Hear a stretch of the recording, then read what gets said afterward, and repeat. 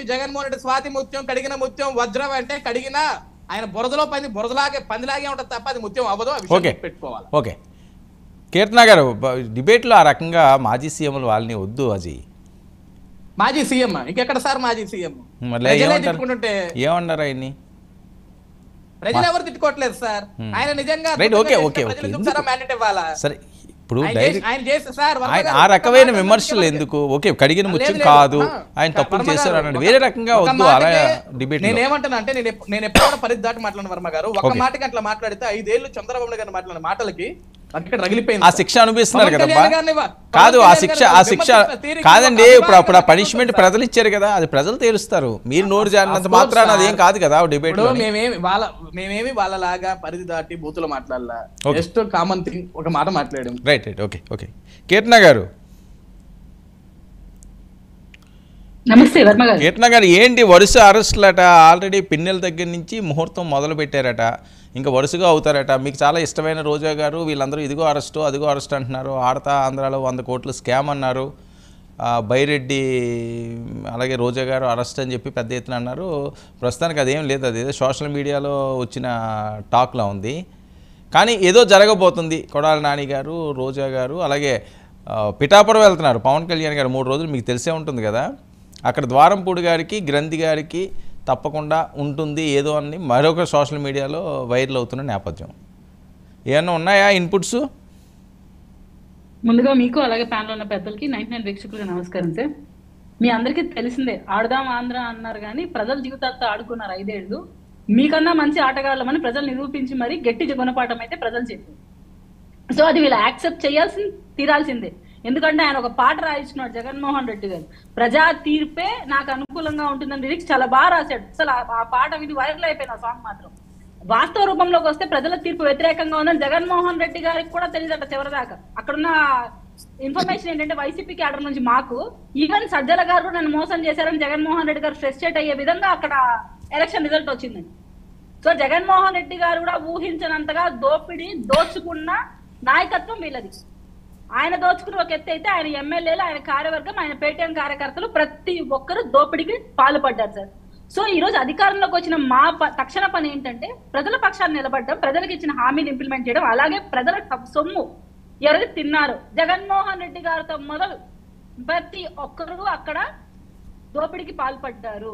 So అందరి చిట్టాలు బయట తీస్తాం, అందరికీ శిక్షలు పడేలాగా చూడటమే మా తక్షణ కర్తవ్యం. ఆ డబ్బులు రాబట్టం మాకున్న ముందు టాస్క్. అందులో భాగంగా నాకు అతి ఇష్టమైన చాలా అభిమానించే మా రోజా గారు మా చిత్తూరు జిల్లా నుంచి టూరిజం శాఖకి కుసింతైనా అభివృద్ధి చేయకుండా ఆడదాం ఆంధ్ర పేరుతో అలాగే జగనన్నకు భజన చేయడంలో బాగా దర్శనాలు చేయించడంలో చాలానే మూట కట్టారు. ఆ మూట కట్టిన దాన్ని పెట్టుకొని ధైర్యంతో ఎలక్షన్ కి ముందుకు వచ్చి అడ్డమైన కూతురు అంటే ఎలక్షన్ కి ముందు రోజు రిజల్ట్ వచ్చే ముందు రోజు కూడా సిగ్గుందా అని పవన్ కళ్యాణ్ గారిని సంబోధించి మాట్లాడింది. ఈమెకు సిగ్గుందా, ఈ రోజు ఓడిపోయిందే, 3 సార్లు పోటీ చేస్తే 2 సార్లు గెలిచింది, 700 కూడా ఓట్ల తేడా లేకుండా గెలిచింది అంతే, పెద్ద మెజార్టీ కూడా కాదు. నువ్వే పవన్ కళ్యాణ్ గారిని సిగ్గుందా అంటే ఇప్పుడు మేము నిన్నేమనాలి? నోరు ఉంది కదా, అధికారం ఉంది కదా అని విచ్చలపిడిగా వీళ్ళు మాట్లాడిన ప్రతి ఒక్క రోజు అనుభవిస్తున్నారు. ఈరోజు అసెంబ్లీ గడప తొక్కనివ్వని పవన్ కళ్యాణ్ గారిని ఆయన అసెంబ్లీలో కూర్చుంటే రావడానికి దమ్ము కూడా లేకుండా జగన్మోహన్ రెడ్డి గారు వెనకని చెప్పారు.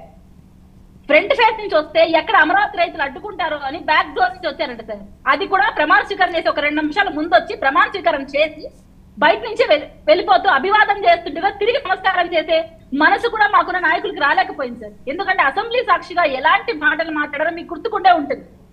అసెంబ్లీలో ప్రజల సమస్యల గురించో పెట్టే బిల్లుల గురించో మాట్లాడాల్సి పోయి ప్రజా తీర్పుకు వ్యతిరేకంగా అక్కడికి వెళ్ళి ప్రతిపక్ష నేతల వ్యక్తిగత జీవనం గురించి మాట్లాడినప్పుడే జగన్మోహన్ రెడ్డి గారి పతనం ఆరంభమైంది ప్రజల దృష్టిలో. ఈరోజు లక్ష్మణ్ గారు సంకలు గుద్దుకొని ఓని వైసీపీ సపోర్ట్ చేస్తూ మాట్లాడుతున్నారు ఆ కండువా వేసుకొని. ఆయన ఆ కండువా తీసి ఆలోచిస్తే ప్రజల ఇబ్బందులు కనపడతాయి, ఈరోజు వీళ్ళు చేసిన స్కాములు కనపడతాయి. లక్ష్మణ్ అన్నకు నా స్ట్రైట్ క్వశ్చన్ నేను ఇంతకుముందు డిబేట్ లో కూడా అడిగి ఉన్నాను. ఋషికొండ గురించి ప్రెస్ మీట్ పెట్టి దమ్ము ఎందుకు జగన్మోహన్ రెడ్డి గారికి లేకుండా ఉంది? 500 కోట్ల స్కామ్ ఆయన చేశారని ఇన్ని మాటలు అంటున్నారు కదా మీరందరూ, మళ్ళీ ఎందుకు ఆయన వచ్చి బయట మాట్లాడలేకపోతున్నారు? బాగా ఉపన్యాసాలు చేసే రోజా గారు ఎందుకు మాట్లాడలేకపోతున్నారు? ఎందుకు ఆమె ఏడుస్తూ మాట్లాడుతోంది? ఎందుకు ఓటమిని యాక్సెప్ట్ చేయలేకుంది? ఇదే డిబేట్ లో వెంకటరెడ్డి గారు మొదలుకొని ప్రతి ఒక్క మీ అధికార ప్రతిని అన్నారు, ప్రజల తీర్పే మాకు శాసనం, ప్రజల మా పక్షాన. ప్రజల తీర్పు ఈరోజు మీరు చూశారు కదా, ప్రజలు మీకు వ్యతిరేకంగానే ఓటేశారు కదా, అప్పుడు మీరు తప్పుడు పరిపాలన అందించాలని మీరు ఒప్పుకుంటున్నారా? ఒప్పుకొని మీరు ఎలా మంచి పరిపాలన చేస్తున్నారో మమ్మల్ని చూసి గమనించాల్సింది పోయి ప్రతిరోజు ఇలాగే టార్గెట్ చేస్తూ కూటమి అభ్యర్థుల్ని, కూటమి ప్రభుత్వంని విమర్శిస్తూ వస్తున్నారు. ఇంకా మీ పతనాన్ని ఆ 11 స్థితి నుంచి 0కి నాంది పల్లికి దశగా మీ అడుగులు వేస్తున్నారు తప్ప ప్రజలకు మంచి చేస్తున్న ప్రభుత్వాన్ని వాళ్ళని సపోర్ట్ చేస్తూ మాట్లాడదామని ఒక్క మాట మేము మాట్లాడడం లేదు. నేను ఒకటే మాట చెప్తాను, ఎవరైతే ప్రజలకు వ్యతిరేకంగా స్కాములు పాల్పడ్డారో, రోజా గారితో మొదలు క్యాసినోలు నడిపిన గుడివాడ నాని గారు, ఐటీ కంపెనీలు అంటే చేపల కొట్లు, మటల కొట్లు అని చెప్పి స్కాములు చేసిన అమర్నాథ్ మొదలుకొని సజ్జల గారితో, భార్గవ్ గారితో ప్రతి ఒక్కరు ఎవరిని వదిలిపెట్టేది లేదు సార్. మహిళా కమిషన్ చైర్పర్సన్ గా వాసిరెడ్డి పద్మ గారు చేసిన తప్పుల్ని కూడా మేము బయటపడతాం, మహిళల పక్షాన్ని నిలబడతాం. అలాగే ఆ 30,000 కేసుల గురించి కూడా, మిస్సింగ్ కేసుల గురించి కూడా మేము రాబో రోజుల్లో ఎంక్వైరీ చేసి ఖచ్చితంగా వాటి తాలూకు రిజల్ట్ తెలుసుకుంటాం సార్. కాదండి, ఇప్పుడు మంత్రులందరూ టార్గెట్ ఆల్మోస్ట్ వీరు చాలా పేర్లు చెప్తున్నారు. కొడాల నాని గారు అంటున్నారు, రోజా గారు అంటున్నారు, సజ్జల గారు అంటున్నారు, ముఖ్యమైన వాళ్ళందరూ కూడా. సార్ ఇక్కడ మేము కక్ష పుట్టుక రాజకీయాలు చేయడానికి రాలేదు, ప్రజలకు మంచి చేయడానికి వచ్చాం. అందులో భాగంగా మాకు చాలా తెలుస్తున్నాయి, ఎన్నో స్కాములు బయటపడుతున్నాయి.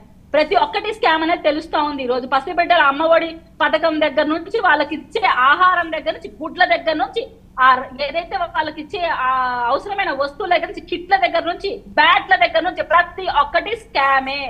ప్రతి ఒక్క దాంట్లో కమిషన్లు, ప్రతి ఒక్క చోట దందాలు. ప్రజల రక్త మాంసాలు పీక్క తిన్న ప్రభుత్వంగా ఈ రోజు వైసీపీ ప్రభుత్వం ప్రజల దగ్గర మన్నన పొందింది.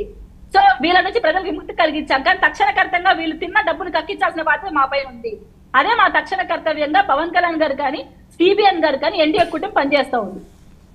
ఓకే, ఏంటి ద్వారంపూడి గారి పరిస్థితి ఏంటి? పవన్ కళ్యాణ్ గారు ఉప ముఖ్యమంత్రి హోదాలో మొదటిసారిగా పిఠాపురం వెళ్తున్నారు. ద్వారంపూడి గారి మీద సవాలు విసిరారు, గుడ్డలు ఇప్పించి నడిపిస్తాము అది ఇది అని. ఏదో జరుగుతుందని చెప్పి సోషల్ మీడియా ఆల్రెడీ ట్రోల్స్ మొదలుపెట్టింది విపరీతంగా. పవన్ వెళ్తున్నాడు ద్వారంపూడికి, ఇంకా ఏదో దబ్బిడి అంటారు, ఇంకోటి అంటారు. గ్రంథి శ్రీనివాస్ గారు, ద్వారంపూడి గారు ఇద్దరికి. సార్ పవన్ కళ్యాణ్ గారు ఎప్పుడైనా మీరు ఆయన స్థాయి, ఆయన స్థానం ఏంటో రాష్ట్ర ప్రజలకు అందరికీ తెలుసు, మీకు కూడా తెలుసు. నేను ప్రత్యేకించి చెప్పాల్సిన అవసరం లేదు. కక్షపూరిత రాజకీయాలను ఆయన ఎంకరేజ్ చేయదు. అక్కడ నిజంగానే తప్పులు జరిగి ఉన్నాయి, చాలా దోపిడీకి వీళ్ళు పాల్పడున్నారు, ప్రజలు ఇబ్బంది పెట్టి ఉన్నారు. కనుక దాని పాలకు ఏవైతే జనవాణిలో మాకు వచ్చిన అర్జీలు, ఇప్పుడు మేము అర్జీలు తీసుకుంటున్నాం కాబట్టి ఆ కాన్స్టిట్యుయెన్సీ మేరకు అక్కడ చుట్టుపక్కల ఉన్న కాన్స్టిట్యుయెన్సీలు ఏమేమి తప్పులు జరుగుతున్నాయో మేము గమనిస్తున్నాం. సో దాని పరంగానే పవన్ కళ్యాణ్ గారి రియాక్షన్ ఉండబోతోంది. అలాగే వాళ్ళకు కూడా తగిన శిక్షలు అమలు పరిచే దిశగా ప్రజల తరపు నుంచి తీర్పు కూడా ఉంది కాబట్టి మేము ఇంప్లిమెంట్ చేసే అవకాశాలు రాబోతులో ఉన్నాయి. లక్ష్మణ్.